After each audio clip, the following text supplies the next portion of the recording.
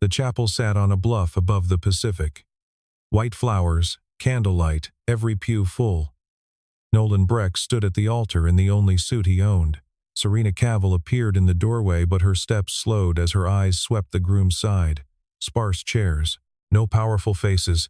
A friend whispered, "He couldn't even afford a diamond ring." The minister turned to her. "Do you take this man?" Serena stopped. I can't marry a poor single dad." Nolan said nothing. He unpinned the boutonniere, set it on the altar, and walked out. No one knew he carried a secret that could destroy everything she owned. The man she left at the altar was the only person alive who could save her from a disaster she didn't even know was coming. Have you ever rejected someone and later realized you made the biggest mistake of your life? 6 months had passed since the chapel on the bluff. Nolan Breck lived in a one-bedroom apartment 3 blocks from a different stretch of coastline, a town where nobody knew his name or his story. The kitchen was small, the counters clean, the walls bare except for a row of watercolor paintings taped at a 7-year-old's eye level. Every morning followed the same rhythm. He woke before dawn, brewed coffee in a dented percolator, and started breakfast before his daughter opened her eyes. Rosie padded into the kitchen that Tuesday in mismatched socks, dragging a sketchpad behind her. She climbed onto the stool across from him and resumed a half-finished painting of the ocean cerulean smudged into white, a wobbly sun in the corner. "Dad, are you happy today?" Nolan set a plate of scrambled eggs in front of her. He smoothed the hair from her forehead and nodded once. That was enough for Rosie. She picked up her brush and went back to the sea. They had built a life out of quiet. Groceries on Sundays, library books on Wednesdays, walks along the jetty after dinner when the light turned gold. He never raised his voice. She never asked for much. What held them together was not conversation but presence. The way he always sat close enough to reach, the way she always drew him into her paintings, a tall figure standing on the shore. A year earlier, Nolan had met Serena Cavill at a small-town charity auction. He had gone because his neighbor needed a ride. She had gone because her publicist told her it would look good. He was quiet. She was curious. And something between them caught before either of them understood what it was. They dated for 5 months. He told her he worked in technical services. She never asked what kind. The mystery was part of what drew her in a man who listened more than he spoke, who fixed things without being asked, who carried his daughter on his hip with an ease that made the world seem manageable. But as the wedding approached, Serena's circle closed ranks. Lucius Dane, her father's most trusted advisor, now the chief operating officer of Cavill Hospitality, ran a background check without telling her directly. He delivered the results over dinner at her penthouse. Low income, no significant assets, a single father with no family connections, no institutional power, no name. Lucius set his glass down and said what he had been waiting months to say. "You are marrying beneath you. Your father would never have allowed it." Serena was torn. But standing at that altar, looking at the empty chairs on his side, she chose image over instinct, status over substance. She did not know it yet, but that decision would cost her more than she could calculate. Now Nolan worked as the head of maintenance at Cavill Grand Shores, the flagship luxury resort of Cavill Hospitality Group. He knew it was Serena's property. He had applied anyway. Not for her, not for closure, for a reason that had nothing to do with the woman who left him at the altar. 3 weeks before the wedding, a former colleague, a structural engineer named Davis Parrish, had sent Nolan an encrypted email. Attached were photographs of the resort's original construction blueprints, annotated in red ink. The note was brief. "Load, bearing steel doesn't match the spec. Someone changed the order after approval. Be careful." 8 days after sending that email, Davis Parrish died in a single-vehicle accident on a mountain road he had driven 1,000 times. Nolan needed access to the structure itself. The only way in was through the front door, wearing a maintenance uniform, carrying a toolbox instead of credentials. Inside his locker at the resort, behind a row of wrenches and voltage testers, sat a thick notebook filled with engineering notation, load calculations, column identifiers, stress formulas written in a hand that did not belong to any maintenance worker alive. He locked the cabinet every night with a key he kept on a cord around his neck. Nolan Breck was now working inside the empire of the woman who had publicly refused to marry him. She did not know he was there, but when she found out, Nothing between them would remain the same. Serena Cavill's office occupied the entire top floor of the resort's east tower, floor-to-ceiling glass, framing an unbroken line of ocean. She conducted the quarterly board meeting from the head of a mahogany table, her voice controlled, her posture precise. 7 directors sat along both sides. Lucius Dane sat to her immediate right, where he had sat since her father's death, steady, prepared, always the first to nod when she spoke. The pressure that morning was singular. Cavill Grand Shores had been scheduled for a federal structural safety audit in 3 weeks. The audit was not optional. It was a condition of the resort's operating license, triggered by the building's 10-year anniversary. If the property failed, the resort would close. Hundreds of employees would lose their jobs. The Cavill brand, her father's legacy, would collapse under the weight of a single inspection report. Lucius addressed the table with the calm of a man who had rehearsed. I have personally reviewed every construction record on file. Materials, inspections, load certifications, everything meets federal code. We will pass. Serena believed him. Lucius had been chosen by her father. That lineage carried more weight than any document. After the board filed out, Serena opened the quarterly staffing report on her laptop. She scrolled through new hires: housekeeping, groundskeeping, kitchen. Then she stopped. The cursor hovered over a name in the maintenance division, Nolan Breck. Her fingers stiffened on the keyboard. She stared at the screen for several seconds without moving. Then she closed the file and said nothing. She did not go to find him. She did not ask why he was there. She chose the response she understood best: silence. Erasure. As if he were a paragraph she could delete from her own history. She told Margot Kinley, the resort's long-tenured operations manager, in a tone designed to close the subject, "If he does his job, leave him alone. I don't have time for personal matters." But Margot had seen something Serena had not. 2 nights earlier, she had walked through the lower basement on a routine check and found Nolan crouched beside a load-bearing column with a rebar scanner. Not a plumber's wrench, not a voltage meter, but a piece of equipment that had no business in a maintenance worker's hands. He was measuring the steel density inside the concrete. He looked up when she passed, held her gaze for a moment, and went back to work. She said nothing. Lucius had made it clear, months ago, that questioning building integrity would be treated as disloyalty. Lucius also knew Nolan was on the property. He recognized the name, the man he had told Serena to leave. But Lucius felt nothing close to concern. To him, Nolan Breck was a jilted handyman, drifting through a low-wage job, nursing a wound that time would numb. He did not bother to investigate further. That would prove to be the most expensive oversight of his career. Serena pretended Nolan did not exist. Nolan pretended he was nothing more than a maintenance worker. Both of them were hiding, but for entirely different reasons. The Japanese investment delegation arrived on a Thursday. 11 executives in tailored suits, representing a $120 million expansion deal that would double the resort's footprint. Serena led the walkthrough personally through the lobby, the ballroom, the spa wing, the ocean view suites. Lucius walked half a step behind her, narrating construction timelines and occupancy projections with practiced ease. Every surface gleamed, every number landed. On the 3rd floor, the group turned into the east corridor. Nolan was there, standing in front of a section of hallway he had roped off with maintenance tape. Behind him, a vertical crack ran along the underside of a concrete beam, thin but unmistakable to anyone who knew what to look for. He had marked the area with chalk and was photographing the fracture when the delegation rounded the corner. He did not move. He spoke directly to the lead security officer walking with the group. "This section needs a structural assessment before foot traffic resumes. I flagged it for review." It was the first time Serena and Nolan had been in the same room since the chapel. She looked at him, maintenance uniform, grease on his hands, blocking her path in front of an international delegation worth 9 figures. Every memory of that altar flooded back at once. The empty chairs, the whisper about the ring, the silence after she said the words. Lucius stepped forward, positioning himself between Nolan and the delegation. "He's a maintenance worker, not a structural engineer. Know your place." He turned to the investors with a practiced smile and a small wave of his hand, as if clearing a stain from the air. The hallway narrowed with silence. Every executive, every aide, every security officer watched Serena. She had not spoken yet. The weight of that pause pressed against the walls. Then her voice came cold and sharp and aimed like something she had been carrying for 6 months.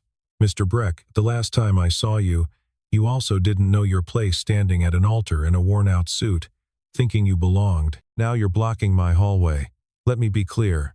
You are here to change light bulbs and unclog drains, not to make decisions." A few members of the entourage laughed short, nervous sounds that died quickly. The Japanese delegates exchanged glances, not amused but uncomfortable. One of them looked back at the crack Nolan had marked, then at Nolan, then forward again. Nolan held Serena's gaze for exactly 2 seconds. His expression did not change. Then he looked at the crack one more time, stepped aside, and let them pass. As the group moved on, he pulled out his phone and photographed a fracture from 2 angles. He opened a folder on his device already containing dozens of similar images, cracks, corrosion marks, measurement readings cataloged by date and column number. He added the new photos and closed the screen. The Japanese deal would move forward that afternoon. Handshakes, projections, champagne. But the audience watching this story knew something no one in that corridor did. The building they were celebrating might not be safe, and the only man who saw the danger had just been silenced for the second time by the same woman who had left him at the altar. Nolan had been humiliated with the oldest wound she could reach, but he did not stop. The file on his phone grew thicker. The question was not whether he would use it.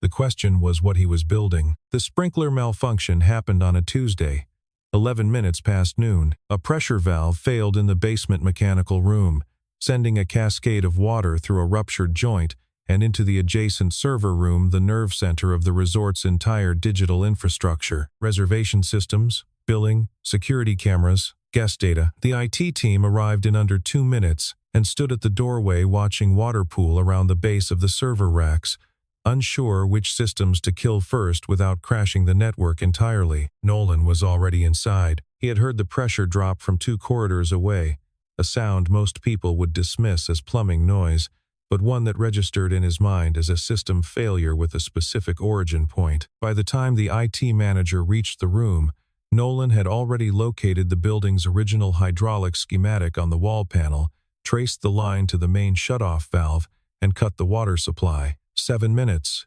No instruction manual.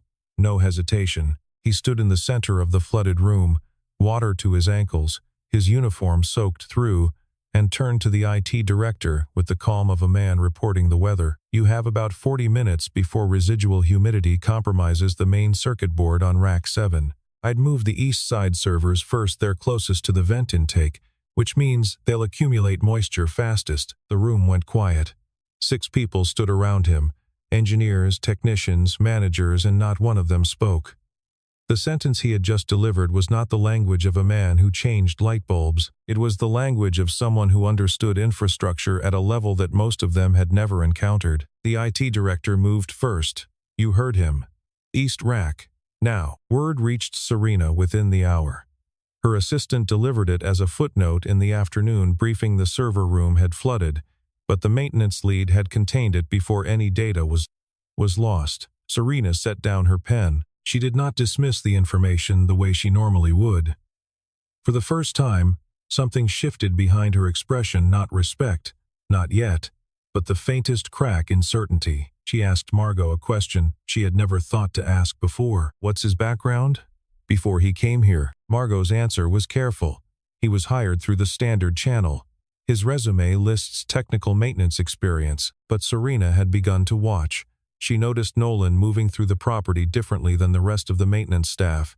He did not walk like a man performing tasks. He walked like a man inspecting a structure, pausing at columns, glancing at ceiling joints, running his fingers along load-bearing walls the way a doctor presses a patient's ribs. During those same days, at the elementary school 3 miles from the resort, Rosie Breck held up a painting for her teacher. It showed a large blue building by the ocean, her version of Caval Grand Shores, with a yellow sun and stick-figure birds above the roof. "My dad works here," she said, beaming.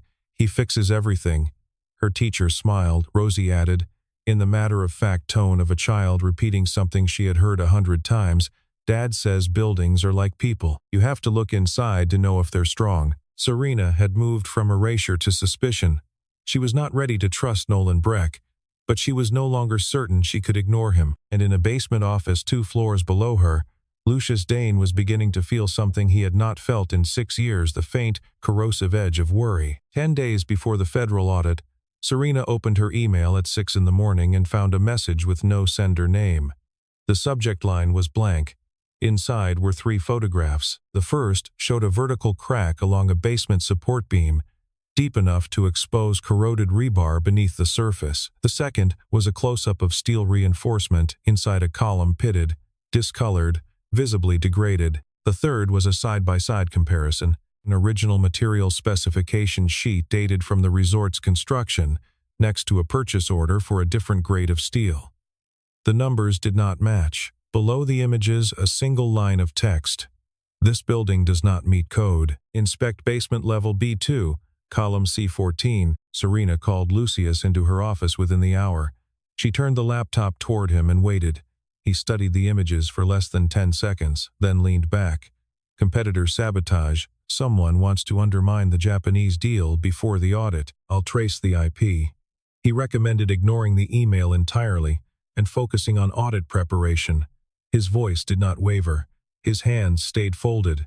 He had done this before. What Serena did not see was what Lucius did next. Within 2 hours, he had dispatched a construction crew to basement B2 with cosmetic patching compound, a polymer overlay designed to conceal surface cracks without addressing the structural deficiency beneath. The cracks would disappear from sight. The columns would still be failing. He also accessed the resort's security camera archive and reviewed footage from the past 3 weeks. What he found made him pause for the first time. Nolan Breck had entered basement B2 on 9 separate occasions outside his scheduled shifts. He had carried equipment that did not appear on any maintenance inventory. He had spent an average of 40 minutes per visit in sections of the building that no maintenance task required. Lucius did not yet know who Nolan Breck truly was, but he knew that a maintenance worker with that kind of pattern was not fixing pipes. He began drafting a formal security complaint, unauthorized access to restricted areas, potential corporate espionage. The penalty would be immediate termination. That same evening, Serena did something she had not planned. She took the elevator to basement B2 alone. She found column C14 in the northeast corner, half lit by emergency lighting. She was not an engineer. She could not read a stress fracture or calculate load tolerance. But she could see that the surface of the column had been freshly coated, a smooth, bright layer of compound over old concrete, new material on an aging structure. Something was wrong, and she could feel it even without the vocabulary to name it. She stood in that basement for a long time, and in the silence, a memory surfaced, uninvited: Nolan's face at the altar. The moment she said the words. He had not argued, had not pleaded, had not wept. He had simply removed the flower from his lapel and walked away. That was not the reaction of a man who had been broken. It was the reaction of a man who understood something she did not. She was only now beginning to see what that might be. Lucius was erasing evidence. Nolan was about to be fired, and the federal investigators were 10 days away. The disciplinary hearing was held in the Human Resources conference room on the 2nd floor, blinds drawn, a rectangular table with 5 chairs. Lucius had filed the complaint the previous evening, unauthorized access to restricted building areas, classified as an internal security violation. The recommended action was immediate termination. Nolan sat on one side of the table. Lucius sat across from him, a manila folder open, printouts of security footage arranged in chronological order. The HR director sat at the head. Margot Kinley stood near the door. Serena arrived last and took the remaining chair at the far end, not as a participant but as the CEO exercising supervisory oversight. Lucius presented his case with efficiency. Timestamp after timestamp showed Nolan entering basement B2 outside of working hours, carrying equipment not listed in any maintenance requisition log. 9 visits, 40 minutes average. This behavior is inconsistent with his job description, Lucius said, his voice calibrated to sound more concerned than hostile. At best, it's a violation of protocol. At worst, he paused, letting the room fill the silence. He may be here for personal reasons. We all know the history between Mr. Breck and Miss Cavill. Or he may be acting on behalf of a competitor. Either way, His access should be revoked and his employment terminated today. The HR director looked at Nolan. "Do you have a response?" Nolan's posture did not change. He did not lean forward, did not raise his voice. "I heard water running inside the wall near column C9. It's a maintenance instinct. You check the source before it becomes a flood." The explanation was plausible, but it was not enough to account for 9 visits and specialized equipment. Serena watched him. She had watched him at the altar too. Then, as now, his face carried no anger, no desperation, no plea. He sat in that chair the way he had stood at that altar, utterly still, absorbing the weight of what was happening without flinching. It was not the posture of a man caught doing something wrong. It was the posture of a man deciding how much to reveal. Margot spoke. "Before this committee finalizes a decision, I'd like to note for the record that Mr. Breck is the employee who contained the server room flood 2 weeks ago, preventing an estimated $300,000 data loss. He also identified 3 HVAC system faults over the past 2 months that the full-time engineering team had missed for 2 years. She did not say everything she knew, but she said enough. Serena raised her hand. "Suspension, not termination. I'll conduct my own review." She looked at Lucius when she said it. He held her gaze for a beat, then closed his folder. He could not overrule the CEO in front of HR. Nolan stood, nodded once to the room, and walked out. In the hallway, alone, he pulled out his phone and dialed a number. His voice dropped low. "I need more time, but I have enough photographs. Send me the original spec documents from 2018. The voice on the other end was quiet, professional. 48 hours. Nolan ended the call, slid the phone into his pocket, and walked toward the maintenance exit without looking back. Somewhere behind him, Lucius Dane was already calculating his next move. The man he had once dismissed as a lovesick handyman had just survived a termination hearing, and Lucius was beginning to understand that Nolan Breck was not a man who did things without a reason. Serena started with his personnel file. The resume was thin: 4 years of maintenance experience. No formal education listed beyond a technical certificate. It was the kind of document a man submits when he does not want to be found. She almost closed the folder. Then she opened a browser and typed his name. The third result was an article from the National Structural Engineering Review, dated 6 years earlier. The headline read, "Nolan Breck, Lead Structural Engineer, Breck and Associates Designer of Load, Bearing Systems for 3 federal buildings, awarded FEMA's highest seismic resilience rating." Below the headline was a photograph, Nolan in a black suit, clean-shaven, standing at a podium, receiving a National Engineering Award. The same jawline, the same steady eyes. A different life. Serena did not move for a long time. She sat in her office chair with both hands flat on the desk, staring at the photograph of a man she had called a drain unclogger. The man she had left at the altar because he could not afford a diamond ring was a federally certified structural engineer who had designed the bones of buildings that were meant to survive earthquakes. He was not poor. He had never been poor. He simply did not care whether anyone knew what he was worth. The second layer of the story opened in fragments. 6 months before Nolan had taken the maintenance job, his former colleague Davis Parrish had obtained the original construction drawings for Caval Grand Shores. What he found was systemic fraud. The steel specified in the approved design grade 60 rebar, rated for high-load structures, had been replaced during procurement with grade 40, a cheaper alloy rated for residential buildings. The concrete reinforcement density was 30% below the engineered specification. Parrish had written a single-page summary and emailed it to Nolan with a warning. This resort could fail under high-load conditions, a full-capacity event, a Category 2 storm in a moderate seismic event.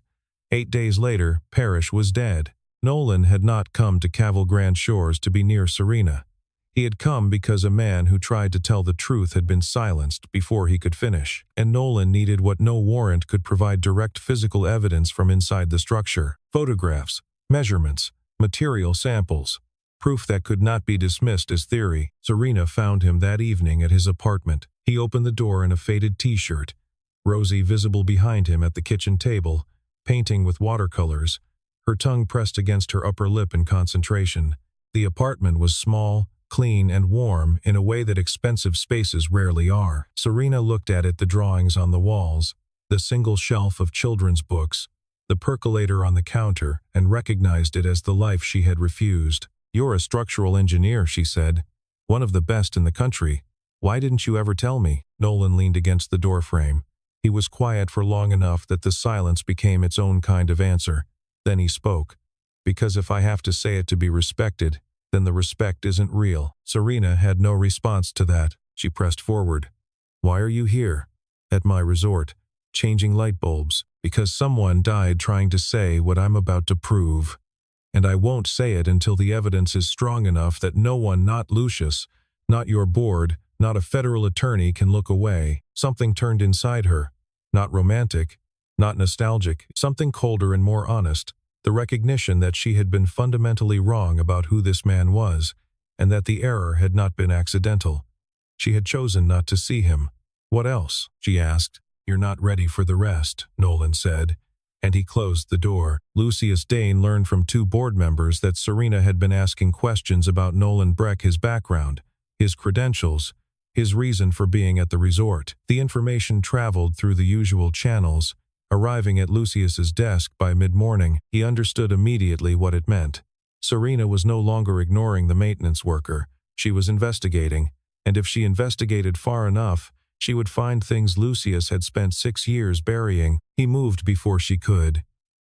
By noon, he had called an emergency session of the board of directors, invoking Article 9 of the corporate charter, a provision that allowed any senior officer to request a vote of no confidence in the CEO under extraordinary circumstances. He framed it with precision. "Miss Cavill has allowed a suspended maintenance worker, a former romantic partner, to influence structural safety decisions at a critical juncture. The Japanese investment group has expressed concern. The federal audit is days away. This is not leadership. This is sentiment." He pulled the personal history into the open like a weapon. She rejected this man at the altar. Now she's inviting him back into the company. That is either a conflict of interest or an emotional liability. Either way, it is a risk this board cannot afford. The room shifted. 4 of 7 directors leaned toward Lucius. Serena sat at the head of the table and felt the company her father built tilting away from her. The conference room doors opened. Nolan Breck walked in uninvited, carrying a laptop under one arm. Lucius stood. "Security, remove him." 2 guards stepped forward. Serena raised her hand. "Let him speak." Nolan set the laptop on the table, opened it, and connected it to the room's projection system without asking permission. The screen behind Serena filled with the first of 47 photographs, each one labeled by date, column number, and GPS coordinate. Cracks in load-bearing beams, corroded rebar exposed beneath chipped concrete, measurement readings from a rebar scanner showing steel density 30% below specification, side-by-side comparisons of the original 2018 construction blueprints and the materials actually installed. He spoke without raising his voice. Cavill Grand Shores was designed with 47 primary load-bearing columns. I have physically inspected each one over the past 4 months. 31 of them contained steel reinforcement that does not match the approved structural specification. The rebar is grade 40, residential grade, substituted for the grade 60 that was specified, approved, and billed. He clicked to a load calculation spreadsheet. At current capacity, this building is operating at roughly 60% of its designed structural tolerance. A full occupancy event in the main ballroom, a moderate coastal storm, or a seismic event above 3.5 on the Richter scale could initiate a progressive failure. He clicked one more time. The screen showed a photograph of the grand ballroom chandeliers, marble floors, 300 chairs arranged for a gala, the room where guests slept, danced, and dined every night of the year. This building is standing on 47 columns. 31 of them can't hold what they're carrying. The question isn't whether it falls. It's when. No one moved. No one breathed. The sentence hung in the air like a weight the room was not built to carry. Lucius stood. This man has no authority. He is a suspended maintenance worker with a personal vendetta. Nolan turned to face him. I submitted the complete file to the Federal Bureau of Structural Safety this morning. They are not sending auditors. They are sending investigators. They will be here in 48 hours. Lucius's mouth opened. Nothing came out. The color left his face in stages, like a tide pulling away from shore. Serena looked at the screen, then at Nolan, then at the board. "This meeting is adjourned," she said. "We have 48 hours to cooperate, or 48 hours to explain why we didn't." Lucius Dane sat in his office at 11 that night, the door locked, the desk lamp casting a yellow circle across his keyboard. He was deleting files, construction logs, vendor contracts, inspection reports, the ones he had written himself, with numbers adjusted to match specifications the building had never met. He moved through the system methodically, folder by folder, erasing 6 years of fraud with the same calm he had used to build it. He did not know that the data was already gone, copied, secured, and preserved on a cloud server with full timestamps and a verified chain of custody. Nolan had made the backup 2 weeks earlier, during the server room flood. While the IT team evacuated hardware and the management team filed incident reports, Nolan had accessed the resort's central database and mirrored the entire construction archive to an external encrypted drive. The flood had not been planned, but the opportunity had been recognized in the same 7 minutes it took him to shut off the water. The full scope of what Lucius had done became clear over the following 48 hours. 6 federal agents arrived at Caval Grand Shores on a Friday morning, accompanied by 2 independent structural engineers contracted by the Bureau. They carried a warrant for the resort's complete construction, records the same records Lucius had tried to delete the night before. When the system showed the files had been purged, the lead agent turned to Nolan, who produced a laptop, logged into the cloud archive, and handed over every document in its original form. Time-stamped, unaltered, verified, the investigation confirmed what Nolan had spent 4 months documenting. Lucius Dane had created a shell company, Granite Line Supply, 6 years earlier. Through that company, he had won the sole contract to provide structural materials for every Caval hospitality construction project. The steel he delivered was 2 grades below specification. The concrete was mixed at reduced density. The difference in cost between what was billed and what was supplied totaled $23 million, routed through 3 offshore accounts that bore his name. Davis Parrish, Nolan's former colleague, had discovered the shell company during a routine audit of a different project. He had traced the supply chain to Caval Grand Shores and found the discrepancies. He had emailed Nolan, and then he had died on a mountain road, his brake lines the subject of an FBI forensic review that was now being reclassified as a criminal investigation. Nolan had not been working alone. He had been coordinating with the FBI for 4 months. The maintenance position was his cover, a legal means of collecting physical evidence that no search warrant could access without tipping off the suspect. Every photograph, every rebar scan, every material sample had been logged, dated, and transmitted to a federal case file. The independent engineers completed their assessment in 4 hours. Their findings matched Nolan's data point for point. 31 of 47 columns were structurally deficient. The building was not in immediate danger of collapse, but it could not sustain the loads it was licensed to carry. Lucius Dane was arrested in the resort lobby at 2 in the afternoon. He was handcuffed in front of the reception desk, in full view of the staff, the arriving guests, and Serena Caval, who stood on the mezzanine above and watched without moving. He did not resist. He did not speak. He looked at Nolan once, a long, measuring look, and then turned away as the agents led him through the glass doors. Serena stood alone in her office that evening. The resort was still standing. The ocean still moved beyond the glass. But everything she had believed was true had collapsed. The man her father trusted had been stealing from the company for 6 years.